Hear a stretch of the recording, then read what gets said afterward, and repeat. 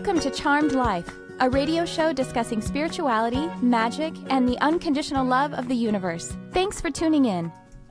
And I'm your host, Tricia Carr. Thank you for being here with me today. Before I get into the show, I want to tell you about a few things that I have going on. First of all, every other Sunday, the next one being May 6th, I am holding an intuitive and mediumship development class that anyone can join because it is online. We hold it live together on a Zoom video call. And so if you're interested in this, then why don't you go over to, actually the best way to do it is to go to my Facebook page or group, and you can find that by facebook.com/Tricia Carr Charm, or if you want to join my group, that is facebook.com/groups/Charmed Life Love, and it is actually the pinned post. It's a class that I hold, like I say, holding every other Sunday. It's $44. It is like a development circle. It is coaching, live coaching, and I will be doing lessons and also will be coaching you as you practice your gifts with other students. It's an amazing experience. This is basically how I really made a lot of strides in my reading and different healing abilities. And so I hold this space in a way that really will help you to develop exactly what you need to do to move into your abilities in a more evidential way. So do go check that out. Like I say, it's best to find it on my Facebook page at this time. We'll put it up on the website sometime soon. I also I have registration open for my Empowered Empath and Highly Sensitive Intuitive, and you can find that at Tricia Carr Charm/empath. We will begin the program mid-May, and there's going to be a lot of augmentation to how I did this program before. In case you heard me talk about it before, I'm going to be bringing in there a lot of dynamics about the relationships that empaths and other highly sensitive and intuitive sensitives hold with the rest of their life and the world in general. So there will be live lessons, live coaching. It is a really full, robust 6-week coaching program with a lot of other passive material that you self-pace on. So go check that out, please. That is, again, triciacarcharm.com/empath. And finally, I would like to tell you that I am holding a brand new community on Patreon. This is very exciting. I'm super excited about this. Patreon.com/Tricia Carr. And I have all these different amazing levels of patronage that you can join. And one of them is actually we have a live group meditation every month. That first one, or the one that's the next one, I should say, depending on when you're listening to this, is this Monday. And so it's going to be around the full moon a Monday around the full moon every month. And we get together and I hold this live activation or meditation. And then afterward, I produce it often with sound design that is specifically designed to activate or open a certain particular intention. And then I send that MP3 to you. And then there's also a group meeting every single month that will be around the new moon. And we just get together on Zoom and we hang out and we fellowship. Maybe I'll teach. Maybe I'll do a little reading. We will see how that goes every month. And so go check that out because I'm super excited how engaged we can be by being together on that Patreon platform. Again, patreon.com/Tricia Carr. All right. I also want to say hello to the Lightworkers Lab. This is the online spiritual community that is founded by my friend Crystal Ann Compton. You can find us on Facebook, and that is facebook.com/group/The Lightworkers Lab, or just search The Lightworkers Lab in Facebook and the group that comes up. I am a moderator and a teacher, and we have all kinds of amazing development and supportive fellowship, all kinds of I can't say enough about the Lightworkers Lab. So I hope you will go and find the Lightworkers Lab. And again, a big happy hello to the Lightworkers Lab because we do broadcast this directly there every single week. All right. Finally, it is time to start this show. It's very exciting.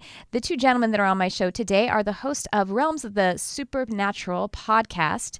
And he said Andy. I should call him Andy. Andy Macca is a healer and a psychic medium. And Lee Solway is the co-host and the podcaster for this really cool podcast. I love it. The Realms of the Supernatural. Welcome, gentlemen. Hello. Hello. Hello. Oh well, it's such an honor to have you both. It's and of course you're joining us from across the pond, so thank you for making the time. Absolutely no problem. Yeah. So looking forward to coming, won't we? Yeah, indeed. Oh, thank you so much. Well, why don't we go ahead and talk about your journey or the podcast? Let us know the kind of work that you're doing and let the audience know about what's up with you two, please.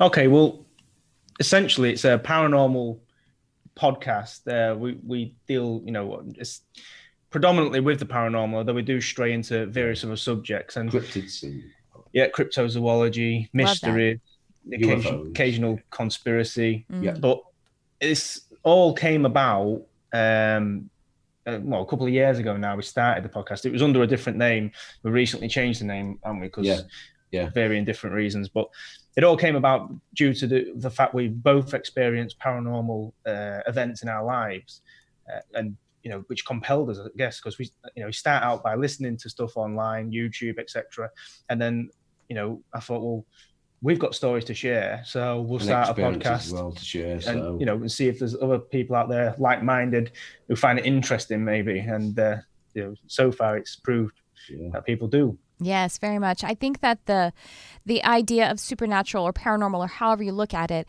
really serves as a catalyst to open you up to the fullness of who you really are as a spiritual soul, I guess you would say. Is this the experience? And tell us about some of those experiences that sort of opened you up. Would you say these experiences sort of catalyzed for you an awakening or some kind of new full healing experience? Well, my personal experience, I'd say yes and no, because it sounds strange to say that, but the first experience I really had was a UFO encounter sighting, and which I believe was an alien craft. And do you want me to go into the experience? Do you want me to tell you the story? Oh, I think so. So. Jarvis wants you to. Okay. No, get out of here. So you'll understand why I say it was an alien craft. But essentially what happened is there's three of us. There's me, my brother, and a friend called Gary. And we was probably about 14, 15. And we used to play this game. It's like do tag over in the States. It's a similar game, but it was team-based. So it'd be two teams. We decided this night that we was going to dig a tunnel so that the other team wouldn't be able to catch us. They wouldn't know where we'd gone. So we're there late at night. It's probably about 8 o'clock. It's dark. And we're on this park digging this hole under this fence. Brother's laid back on this tree because he wants no part in digging a hole. Yeah. Okay, so he's laid back. No, that sounds terrible. Indeed.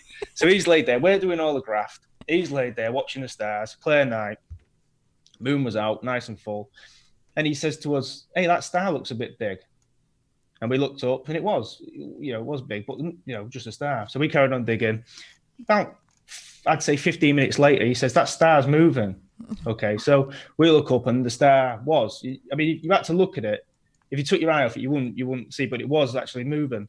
And so we all stood there. We all stood watching this star, and it just moved, and then like a click, and it was a craft. It was like, you're familiar with the old film reels? Yes. Well, it was a figure of 8 shape, but 2 film reels, if you like. Oh, cool. Underneath, it was it had no lights on it, but had a sort of like oil on water. That hue that you get. Yeah. Well, that's what it was giving off. There was no lights as such, but it was shimmering, if you like. Yes. And then eventually it sort of moved off. But I remember because we all stood there watching this, and like I said, I've said before, but we would still be stood there today if a guy didn't want there who saw it, because we shouted to this fellow across the way, like he was walking his dogs, and we said, "Mister, what's that?" And he looked up, and as soon as he saw it, he just took off running. He was running. Dog. His dogs were following him, like, So obviously at that point, we started running. So we chased after him, like, but there was no fear, there was no jeopardy, none of that. It was just literally because he run, we run. But like I say, going back to your original question, that should have really compelled me at that point to get more into this. But the problem was that memory didn't surface for another 6 years or so. So did it went away instantly? Yeah, I believe so, because I can't remember having a conversation with my brother or my friend the next day, or Wow. the following weeks. Like I say, I was just watching something on TV, maybe six, 7 years later, and this thing came on TV. It was a similar situation. It was an old lady had seen a similar craft, and I was watching it, and it just come straight back into my mind. And I got on the phone to my brother, rung him up, says, "You got to come and watch this." He came and watched it. He was sitting there watching it with me, and he went, "That's what we saw." So had he had a memory block about it too? Yeah. Oh, but then so it was jogged by seeing this. Do you think there was like a Men in Black situation that they came later and erased the memory for you? Or do you know? Yeah, I wish there was, but no, I can't honestly remember anything like that. It was just, like your mind, puts these things away, if it's a car crash, that kind of stuff. I don't know if it was attributed to that, like more of a shock thing, and the mind just put it to the back of your mind. But I really don't know. All I know is that as soon as I saw it, I remembered it, and he sat there and he just reeled off exactly what happened, what it looked like. And he don't want to talk about it anymore, but yeah. So I don't know. So again, like I say, so that led into the future experiences. But between sort of that time and the time that came to my memory, I'd actually seen a shadow man in the contravening years there. Like, was the shadow man? Did you feel fearful and uneasy when you saw the shadow man? No. Okay. And that's the strangest thing about it. Well, I'll tell you why if you're interested. Yeah, please. I'd love to know more about him because I'm fascinated. The reason I say is because there is, if you look up shadow man or shadow people, that is, then you'll find that shadow people are, basically really negative energy. Maybe they're earthbounds that have gotten really, maybe it's kind of like demonic or whatever. So that is a thing. But also just sometimes when you see spirit, and particularly some earthbounds, they come in shadowy. And so it's not exactly if you look up shadow man or shadow people, they're two distinct things. Just sometimes, especially if they're earthbound, they can't really get in the light spectrum of materialization for you to see much more than shadow. Does that make sense? So it could have been just a very basic, kind of mundane, just neutral person who didn't cross over. Just a ghost. Which I know for a lot of people, probably not a lot of people at this show necessarily. Yeah, exactly. Who was not negative at all. The thing with real shadow people is that the energy is so intense and so intensely scary that that's what you experience right away. It's almost like it's not necessarily even your own fear. It's just because that's the energy the frequency that they are. So I don't know if that resonates with you or if that helps you at all. Something to think about. more questions than answers, isn't there? But I mean, what I would say about it, I mean, like I say, I've looked into a few of these, and you're right in majority of cases. But this was weird because I didn't get the impression that it was, it used to be a human, if you like. I got the impression this was a thing all on its own. Maybe it was thought form then. Maybe it was thought form energy that still couldn't materialize that much on the light spectrum for you to be able to see. Possibly. Does that make sense? Yeah, but I mean, as much as it can do, because we're still, But I mean, I must point out that this shadow man did attack my friend. Oh. Okay, so it did. When I saw it, we was walking up the stairs. She was in front of me. We was off the bed, and it reached its arms out and pushed her, tried to push her down the stairs. Oh my gosh! Before running off up the landing, and they usually leg it at the same time. Yeah. So. Did your friend feel something like physically, as if? Yeah, she fell back on me. Yeah. Oh, okay, I see. Yeah, I had to catch her. She was falling down the stairs. So well, I just had an encounter with a poltergeist, day before yesterday. And it was interesting. I was actually I was just outside of my bedroom, which has a door to the outside. So I was walking back in, and it's all glass door. My cat was just on the inside of the door. And as I looked at the door handle before I approached it, it was outside because I have very strong boundaries. So things can't really get in my house. I mean, things that are even positive, you got to I have business hours, and you're not allowed in unless I welcome you in specifically. My guides, they're around me all the time. They're welcome. But it was like I saw a holographic hand and the handle of the door holographically. Like the actual physical one stayed stationary, but I saw a hand and the holograph like moving the door down. And and then I was just like, my attitude about it was just like it didn't even startle me at all. I was just like, no. But my kitty on the other side, he was like, whoa. He jumped back. The cat knew. The cat. He didn't like it. Yeah. And there was no noise. It was just. Yeah. No, there was no noise. It was totally holographic, but it was interesting. The sense then. He saw it physically. Like he saw it standing. I just saw the hand and then I took the doorknob like right away. I was like, no. And I just walked in. And as I walked in and my cat like jumped back and I just said to him, yeah, I saw it too. And my husband's like, what? As he always hears me talking to the cats about what we're mutually seeing. Anyway, that's really fascinating. So yeah, mine was, well, mine's never stopped. Mine's been since I was a child. I've seen spirit come in my house. I've seen him outside. I played with them as well. I played games with them when I was young in my bedroom. They was the good ones. The not so good ones came to me at night time, which made me a bit more frightened as I was growing up, because they used to try to pull away my sheets, and try to, and that kind of frightened me a bit, quite a lot. I even physically felt their breath on my neck, as they was. Because I shared a bedroom with my two brothers, but they never woke up. It was always me wake up at a certain time in the night, and again, they tried anything to get my attention, and it was. But I wouldn't say it was evil. I think it was just a bit mischievous. Sure. When you're psychic, the light comes on. The light comes on, they see that light, and I know I told you, didn't I? It's quite funny this, but it's true. I'll tell you now, Tricia, it's truth. There's only one safe place in my house where they could not get me, and I used to sleep in this place, and it was in the toilet. At night time when they used to try and get me out of bed, I used to head for the toilet, close the toilet door with my sheet and the pillow, and I used to fall asleep, and they could not come in that toilet. Well.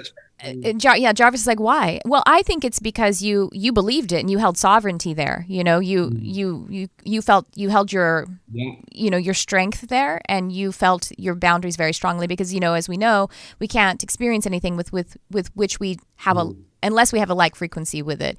And they frighten children pretty easily. Children are. Yeah. It was interesting. Someone recently, a student said, if children are just high vibrational, how come they get afraid of, earthbounds and ghosts and everything? And I said, well, ho. Children are naturally high vibrational. We have to talk about what that means. Now, sure, they are purer, but it's a pretty scary life. So they are really oriented to fear a lot of their life. So, I mean, it's terrifying coming from the spirit, beautiful heaven, basically, and then being very fragile in this fragile instrument. So, do you think that's why, Andy, that you felt strong there? I think I adjusted quite well.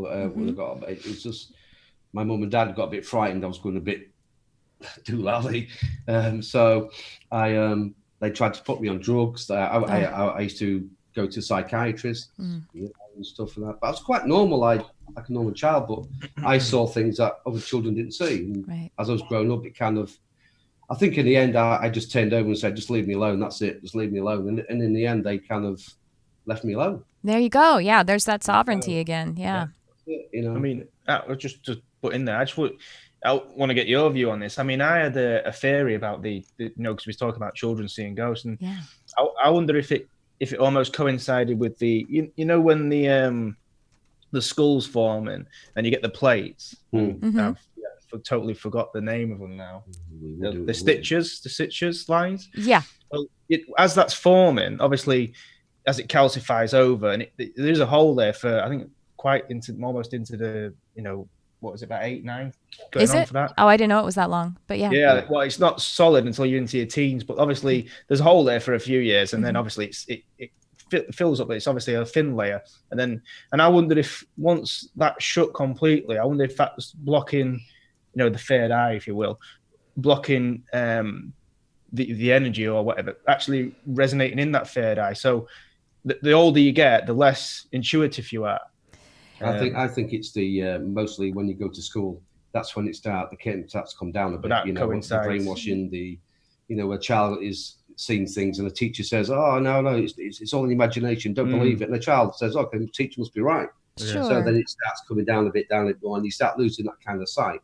On the physical side of it, I mean, I hadn't ever considered whether the closing over, the hardening of the skull had to do with it. I would say on the physical side, what could definitely be impacting it is the stuff that is in our diet that is toxifying that does calcify the third eye. So we have fluoridated toothpaste and water, just to name one thing.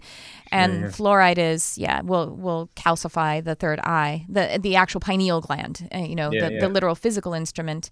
And also, like Andy points out, that, being told to shut it down, but also just, it's totally natural for us to orient our priorities to figuring out how to survive physically. That is a soul intention, is to come down and be physical and survive. So your blueprint and your sole purpose is actually oriented to physically surviving. So you're a fragile being, physically fragile, and it's like, well, I can't depend on mom and dad forever because they're also flawed. So I better start figuring out how to manage this on my own. So you prioritize and start paying attention to society and relationships that are physical.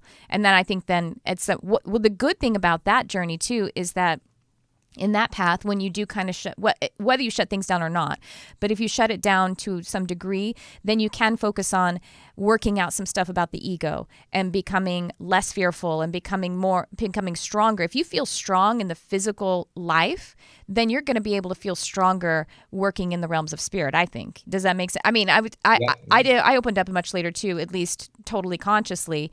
And this is a story I've told before, but literally when I was about 21 years old, and a colleague, was talking about doing mushrooms. And she said, "Oh, it's really amazing. You see all these colors and everything." And I was like, "That sounds great." And then she's like, and then I saw all these fairies and gnomes, and I said, "Fuck that." I said, no. Yeah. I literally said to her, "I am white knuckling this reality right now, trying to not see fairies and gnomes." Nuh-uh. But now, at 44, I teach classes about how to have relationships with fairies and gnomes, literally to be able to see them. So I wasn't wrong. I was trying to not see fairies and gnomes because at that time I was a very fearful oriented person. The life was very scary for me at 2021. So I didn't need to add in their other dimensions.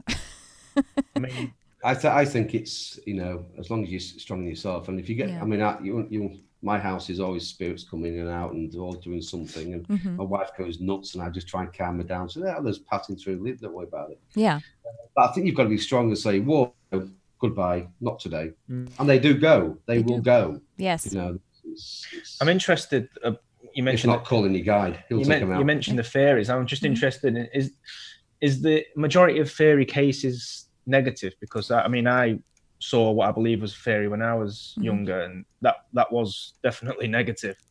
What was the? I'd love to answer that question. It's one of my favorite questions. I would love to hear about what you saw, though. I'd like to hear your experience before I answer.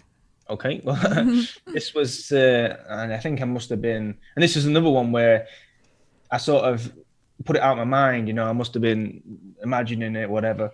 But I was about 10, 11 years old, something like that. And it was during the school holidays. I do remember that. And I came downstairs, and we have our stairs is like, there's a door on the stairs. We call it a cubby hole. It's just a void under the stairs. It's got a door in it. You just put the Hoover in there and stuff like that. And this was full with stuff. So there was the Hoover, and there was all stuff in there. And I went up past it, and the door was rattling just a little bit. And obviously the door is an inner door. It shouldn't be rattling. So I opened it, and inside the door was a little boy about my age, dressed in robes of what you might imagine a wizard to wear, the hat and robes with stars on, moons, probably purple and yellow. And just like the gnome. But he was showing himself as a 10-year-old boy, right? So he starts talking to me, and it was general conversations. And the really weird thing is that I didn't run away. It's almost like I felt like I was on some level with this thing. I'd maybe known him previously. Anyway, he starts talking to me, general conversation, shut the door, and I go out and play. Next day, same thing. And this probably went on for maybe 5, 6, 7 days, something like that. On the 6th, 7th day, walking past, doors rattling. This is early morning before I get my breakfast. Walking past, doors rattling, open the door. This boy's there. Now, I should point out at this point that although he's showing me as a young boy, from his midriff down, from his waist down, was invisible because obviously there was stuff, debris in there, the Hoover and stuff. So he couldn't actually physically be standing in there. So I was only see him from the waist up. He's talking to me, and then he's never done this before, and he offers me. I describe it as a test tube. That's about the easiest way to describe it. A test tube with some liquid in, and he says, "Oh, go and drink that." And I said, "No, you're all right, And he said, "No, go on, drink that. You need to drink this." And I said, "No, I don't want it. I'm off to get breakfast." He said, "No, you need to drink it." And I said, "No." And I started backing up at that point, and he got really aggressive, and he said, "You must drink this now." And he tried to lunge for me, and I backed up, and with that, his face changed from a little boy to what I can only describe as, best described as like a gremlin. You remember the Gremlin movies? Yeah, sure. Yeah. His face sort of morphed into that with rows and rows of teeth. And like I say, he was lunging at me. I just slammed the door shut. I remember holding the door for an hour, but it was probably only 30, 40 seconds. The door was vibrating. And then the door stopped. There was nothing, no noise, anything. I went out to play, and then that's the one, yeah. That's the one. And he never, but yeah, like more rows of teeth than that. But that's a critter. He never showed himself again. So interesting. Well, now, why is it that you have a strong feeling that it was elemental energy or nature spirit energy? I'm not saying it's not. I'm just curious what made you land on that rather than something else that was cryptozoological or shapeshifter or earthbound astral somebody that was sophisticated. I guess it's just because, looking into this stuff as I got older and older, I started seeing these stories about, going way back into the, to folklore where people had encounters what they call the grey folk or the fairy folk. Okay. And they describe them a little bit similar to what I described, but maybe a little bit. Well, actually, they describe them more often than not. They're looking like the grey aliens. But that's another subject. But they actually describe a similar thing where they'd offer you food or drink, and they used to disguise it with what they call glamour. Which is where they get word glamorous, and this, that's what they actually describe the fairy folk looking like in an island and that. But they'd be like twigs and worms and all this kind of stuff, but they disguise it with glamour, and you'd see it as a beautiful banquet, and you'd go up, and if you was to eat some of that, you'd become a fairy folk, and there was no way back.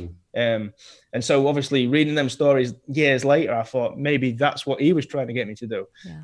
If I had taken that drink, would I have become, another missing child? Or right, that's a very good point. Well, okay, so let me answer you then the question you asked me. Basically, so the elemental energy, whether fairy or any of the Davic realm, I mean, I only work with very, very, very positive ones, and sometimes at most they might be a little. Like one guy in particular that I was working with was just a bit impatient, and he was very helpful, but he was kind of like a type A impatient, was just like, hey, listen to me, do this, you know what I mean? Like, but he wanted to be helpful, but he wasn't super warm fuzzy. So the best way I can answer that question, the way that I like to answer it is, can you imagine what the realm of the Fae think of the humans? And if one fairy said, are the humans good or are the humans negative? It's like, well, some of them actually kidnap you and would do horrible things to you. So, you know what I mean? Like they're at least as in all of the realms of non-physical or semi-physical as the elementals are. The elementals tend to be, they are made up of 1 to 3 of the elements, but just not all 4. And that's why they might be partially seeming physical and not exactly on the same light spectrum as we, and not as dense. So that's what I think, is that they're at least as varied as humans, and that's pretty easy. How good are humans? Some of us are really pretty horrible. And there is definitely a contentious relationship with a lot of the fairy or the elemental realm, because they are in charge. Their entire existence is about keeping Gaia. And who is ruining Gaia? who is devastating, who is like so unconscious about our relationship with the earth. And so a lot of them are extremely angry and maybe at war in the way that some countries of, humans are at war with one another because of some history and all that kind of stuff. But others are very, very compassionate and much, much more ascended and can be patient with us and can really help us. Especially the Davic realm, they might step back and they're not as, again, maybe not as warm fuzzy, but some of them will be. But they, in my experience, they aren't necessarily as chatty or, they don't have the same exactly, I would say, empathy about what we do as, say, our spirit guides who have been human do, because they get the gig of being a human and they're guilty of the things we do as well, in their past. So anyway, does that make sense? Does that? Yeah. I think they only can use the energy that we give them anyway. Yeah. So if it's good energy, they can use a good energy. If you give them bad energy, they have still to use it. Right. Very, very good point. Yeah. Yeah, definitely. They only can use the energy what's given to them from Mother Earth. So. And since it seemed physical, he seemed physical mostly, but then partially non-physical. It does make sense, logical sense too, that it would be elemental or something like that. Not necessarily all 4 of the elements. It actually seems like he was lacking water. Does it seem like maybe he didn't have the water element? If you can discern. I don't know. I mean, it's difficult to say, really. Did you tell your parents about that? No, they wouldn't believe me anyway. But it's a good job you saw through, though, wasn't it? Really? Yeah, I don't remember actually telling anybody at the time because, like I say, it was a summer. I know it's a summer holidays because I know shortly after that I was out playing with my friends. And again, like I say, if a friend offered me a drink 5 minutes after that encounter, I would have took the drink off him, no problem. Yeah. But for whatever reason, I did not want to take that drink from him. It's just instinctive. It was just really weird. Mm-hmm. Well, you probably had some good spirit guides whispering in your ear, the ones that care for you. Actually, I want to tell everyone that we will open the phone lines 323-524-2599 because I think you two have really fascinating experiences, and I'm sure people would love to ask some questions. Yeah. Again, 323-524-2599. Or if you have experiences anywhere along these lines and you want to share them, I think we would love to hear about them. And so at some point, though, both of you, both Andy and Lee, these experiences began to inspire because now you're on the side of being past. Definitely there's nothing wrong with being in the experience of being fascinated with a phenomenon, but you're definitely on the side of, I would say, healing and growth and inspiration. Would you? This is what it seems like your work is about. I try and sum it up more like we're just trying to get this message out there that these things do happen. Mm-hmm. They are part of our reality. Mm-hmm. I know we try and shut it away and, all the dogma and everything, but they do actually exist. And, we're trying to get that message across that, we want to present ourselves as, we're not just doing a show because we're interested in this stuff. We're doing a show because we've experienced this, this crazy stuff, if you want to call it that. And that's what we want. We want people to come on and share their experiences and in a place and environment where they feel safe to do that, because we know that this is, it's fair for ridicule. If you mention this to 9 out of 10 people, you're going to get ridiculed for it. If we can get through to one person, then we've done our job. But again, it's because me and Lee, we've both been through this, and I still see spirit, they still see me, and I still communicate mostly by mind now. I see them only as an outshape, but it's mostly mind. I can hear what they're saying. It's a bit, it was about 2 years ago. This was quite inspiring to me. Now it's usually only female voices I hear in my head. Oh. Never male. I don't know why. I don't know. It's usually female. And it was about 2 years ago. I was laid on my bed. I wasn't thinking of anything. I wasn't. It was just a normal day, just relaxing, chilling out. And it was a voice outside of me. I'm a bit worried here. Well, yeah, okay. You laid on the bed hearing female voices. Okay, yeah. Anyway, I was laid on the bed and I was just drinking a tea, nothing in my mind. I was okay, and then a voice outside of me, to my right side, my right ear here, and it was just above a whisper. And I think what it was, because I've been dabbling into, I've been going to people's houses and helping try to move spirit on and bits and bobs about through my life and helping people. And this female voice just said to me, "Love is the only way home." That was it. Beautiful. And maybe I was trying my hardest I was thinking maybe what did she mean by saying that to me? Love is the only way home. Well, why just say it? She didn't say nothing else, just that. So We're going to get that. Maybe she was saying is printed on a t-shirt, aren't we? Possible, yeah, especially with back as well. So I think she was saying is no matter what I do in my life, and if I can try and help people and get some truth information out there, no matter what I'll do, I'll be okay. That's beautiful. I got a little misty when you said that, because my wedding song had almost the identical lyric in it. And I say my husband is a composer and songwriter, and he wrote a song for his sister's wedding, who married a few years before us. And I love it so much, and I love his sister. I used it as my wedding song. And in the bridge, I'm trying not to cry because I'm getting so sentimental. Okay. In the bridge, it's called Stay Forever, the song is called. And the bridge of the song, because my sister-in-law is a historian, and she says, I've been looking for a way down in these dusty pages. I keep turning every day. I came across a poem written by the ages, and it says, if you can love, you can find your way home.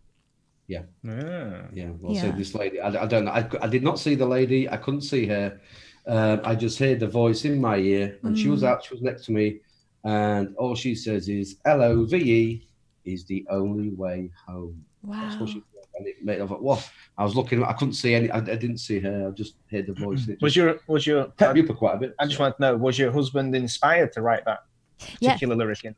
Yes, he wrote yes, absolutely. He is as a as a songwriter, as a composer, it's that to me, that's exactly the same thing. Art is intuitive work. It's spirit work. It's spiritual work.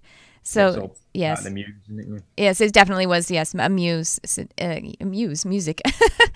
Absolutely. When did that happen, Andy? How long ago? About 2 years ago. Wow. 2 years ago. Yeah, just over 2 years ago. And I'll say I was just laying on the bed, and it just came again. It just strange. That's but beautiful. Sometimes I wake up in the morning, I hear somebody call my name. It's always female. It's never been a male. It's always been a female. Mm-hmm. Saying Andrew, and then I wake up, I can't see anybody, and that's it. But that was about 2 years ago, and it stayed with me ever since. It must have means. I think it means whatever I do in my life, whatever I inspire to do or to be, you'll still go home. Yes. Because, that's it, and it's fantastic. Again, I believe in guides. I've got my own guide, my protective guide. He showed himself when I was little. He's called White Wolf. He looks after me very well. I go to some places which aren't very nice, so he always asks White Wolf to be with me, and I do. And I know he's with me. I've been pushed, I've been pulled, I've been tugged, but I haven't been attacked. Again, if I go into any place, I always get asked for protection all the time. Ask for protection before I go to the building and to any place. And White Wolf, do you think is White Wolf a formerly human, or is White Wolf? I think so. Yeah, he's again. I had a few dreams as a little, and do you know them dreams you used to have where you used to dream, and then you think you woke up, but no, you're still dreaming. I had quite a few of them. Yes. But White Wolf was always on my bed, laid there, like a lucid dream. Yeah, kind of lucid dream. And then I woke up, or an astral maybe.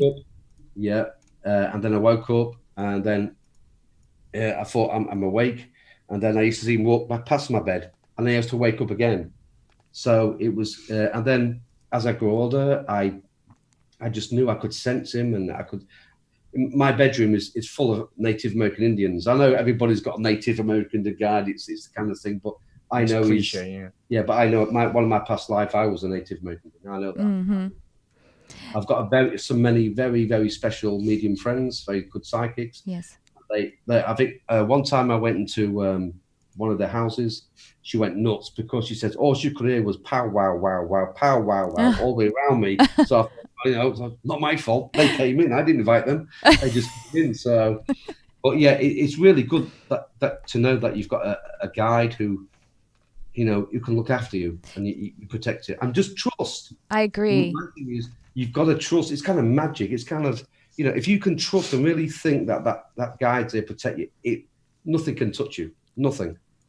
Absolutely. Building that relationship building those relationships, I should say, really has expanded my ability to be able to experience, realms of spirit, because they're right there, and it's them, and you feel them, and they're really beautiful relationships. We do have a call, but Jarvis, I want to tell you, I just emailed you a link of that song. If you're able to pull it up, maybe we can end the show with it.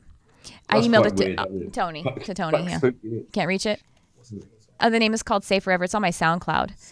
Say Forever. Say Forever. Jarvis and I are doing a little on the spot. I'm interested. Production. Should I send it to you, Jarvis? There's no such thing as coincidence. Everything happens by design. That's what my saying is. My husband's the artist. It's on SoundCloud. I'm going to put it on my Facebook. Maybe you can grab the link there. All right. So let's go ahead and take a call. Hi, you're on the air. Who's this? Hello. Good morning. This is Virginia. How are you? Good. Bridget, how are you? I'm good. I love listening to your show every week, and I'm going through a sort of an enlightenment period of my life, and seeing the number 55 everywhere I go. And I know it's a message from my guides that I'm actually in your intuitive intensive course as well. Thank you. So a lot of things are shifting for me. And 55, I will tell you numerologically, 55 is the number of adventure and change, but it's also the number of freedom. If you look it up, you may not see freedom as much, but some people don't really mention 5 to be freedom. But I tell you, as a life path 5, that freedom is what 5 is kind of ultimately about. what 5 wants, because the reason it wants adventure and it wants change is because it wants to feel free, and it continues to want to feel free. And of course, when something is doubled, then that's double resonance. And we have Andy, who is also a psychic medium, and Lee, who doesn't profess to be a psychic medium, but clearly he is with all of his sightings and all of his seeings. He will do soon. Unwilling, and he will know soon. And how do you feel, gentlemen? And do you have something to offer Bridget about her 55 and the enlightening that she's going through? Not sure about the 55 for myself, but I would like to know if she's had any dreams about teeth. Dreams about what? I'm sorry. Dreams about teeth, involving teeth in any aspect of teeth, maybe teeth falling out or. No, but my teeth have been kind of sensitive the last couple of weeks, which is interesting. Well, there you go. That's a hit. One of teeth sort of signals like a new beginning, especially dreaming of teeth.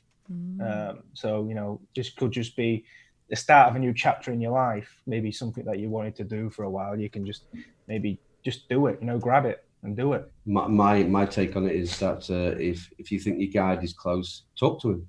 Mm-hmm. Talk to him, say hello to him, because all they love to is to talk to you. All you got to say is welcome. Who are you? Just to ask him his name. He'll give you his name somehow. Mm-hmm. I talked to a couple of guides, and that they love being called upon all the time. And once a guide comes in your life, I think it just changes completely changes. Things start to happen that it's amazing. But you get some people who are a bit blinkers come down, and the guides are knocking on their head, and they want to try and give information. They don't want to listen, but the guides love to interact with you and want to help you. I think it's part of your journey. It's a hard place, this Mother Earth anyway. It's a classroom. It's a very, very hard classroom, and they're there to help you to plug along. This is what they're for. And a guide comes into your life. If he can make any difference or put you on another path, it's they love it. Yeah, they love it.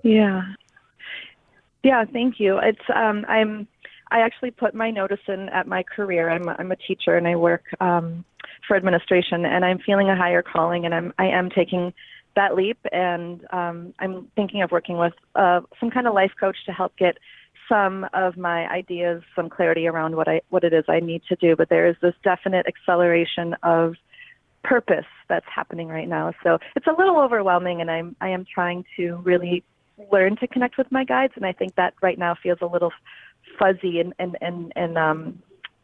foggy for me. So that's a whole new thing that I'm starting to learn how to do with, taking Tricia and Crystal's course here. Well, good luck. Yeah. Good luck. They will show Thank themselves. you. They definitely will.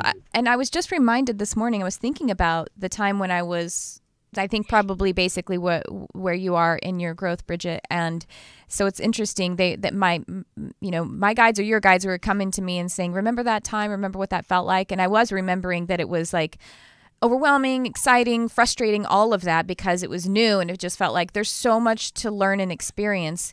But you get on pace in a way that feels very comfortable. And I think one thing that can help to lengthen Andy's advice about the guide is just one guide, or you could even say, can I have a master guide come forward? And whatever name pops into your head, don't judge it. Like, it could be Jane. Don't think, well, that's not very mystical and cool. It could be a very, very important reason why Jane is the name that you get, because you never know. She could be someone that you historically experience, or just at some point you may find out that name and everything about her is perfectly tailored to exactly what you need. So just take it simple. It all fills in a very natural pace at some point.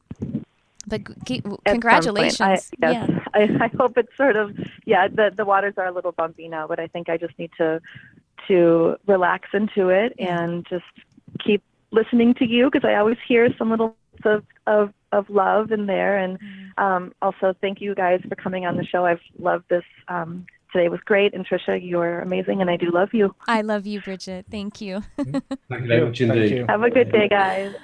Take care now. Thank you. Bye-bye. Bye-bye. Bye-bye. And so, Andy, you said Lee will find out soon. So you feel that Lee is heading to some Yes. sort of... That's definite. I've told him a few times. He won't listen to me, but he will. Eventually we'll get there.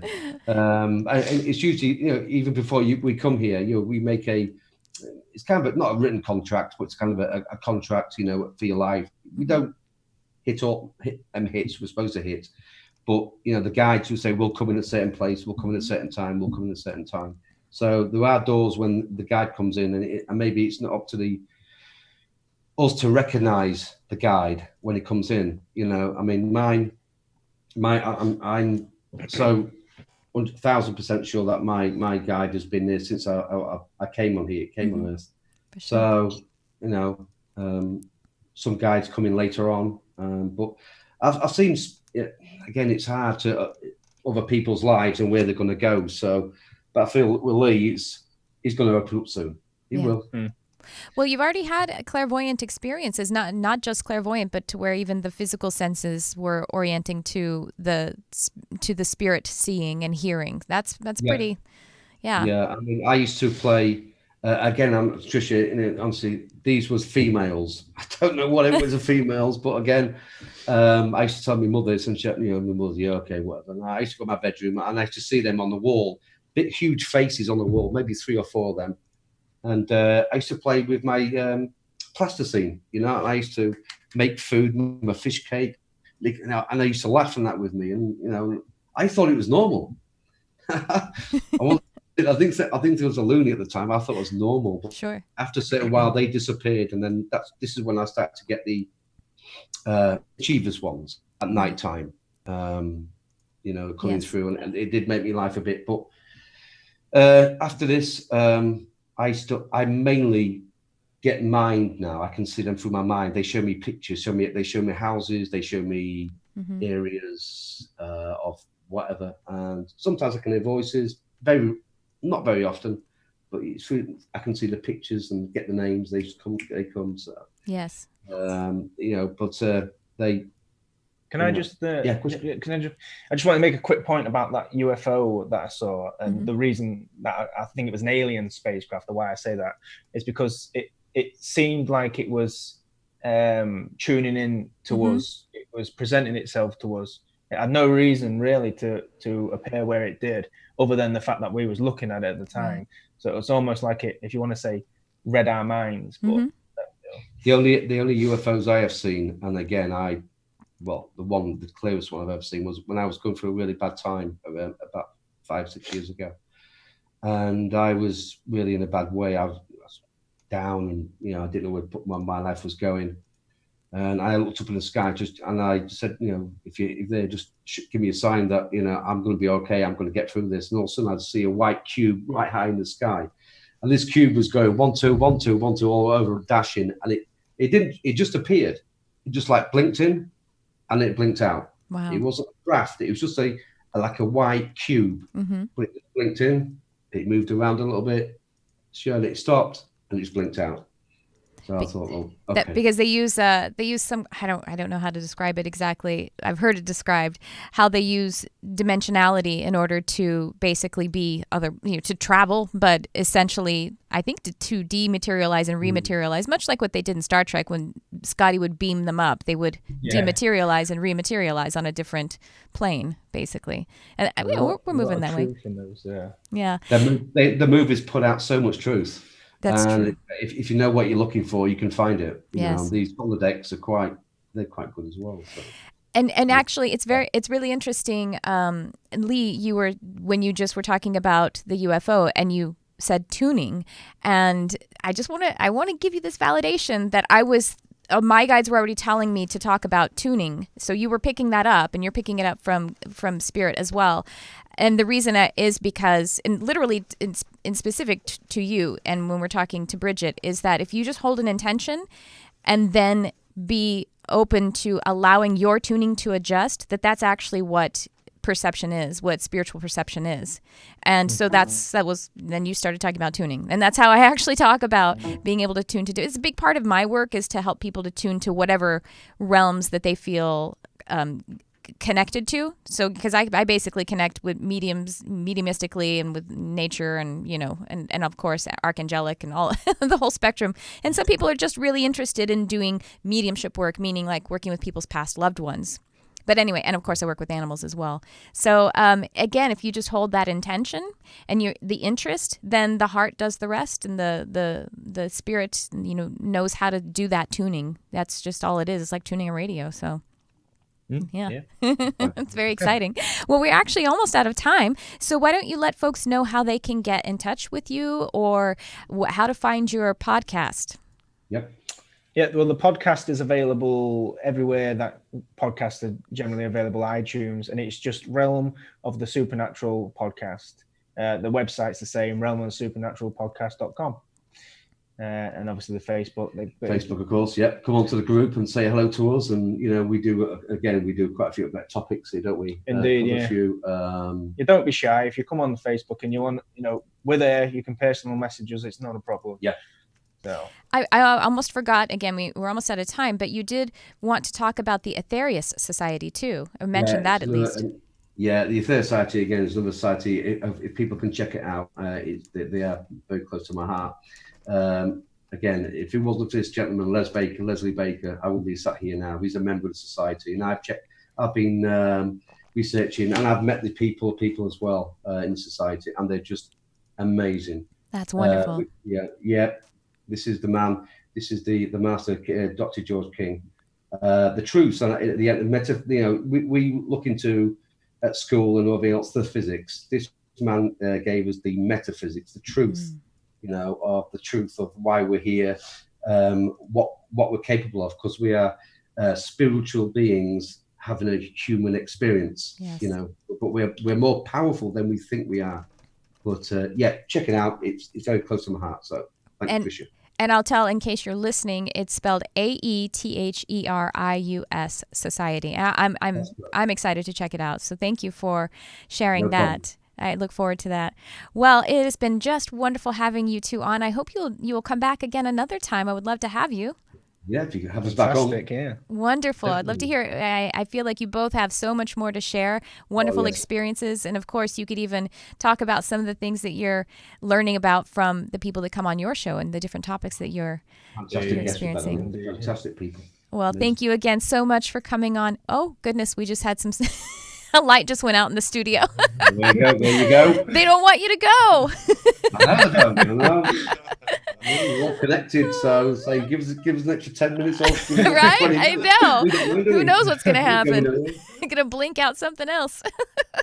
Again, it is Realms of the Supernatural podcast with Andy Macca and Lee Solway. Thank you so much for coming on Charmed Life today, and we love to connect with you again. It's been a joy. Thank you.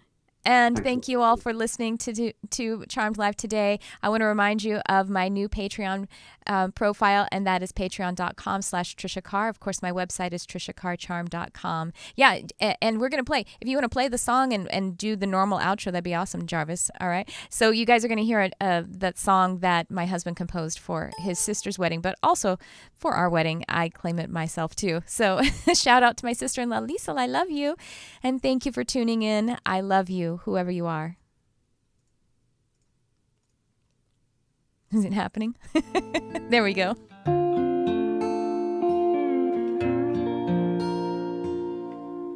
Let the rivers run, let them run like wildest horses through me, with the love undone. Let them wash my storied lands while I open all my senses, lay my fences down. In a defenseless moment, my courage is found. Say forever, I'll say forever, and I'll come to you.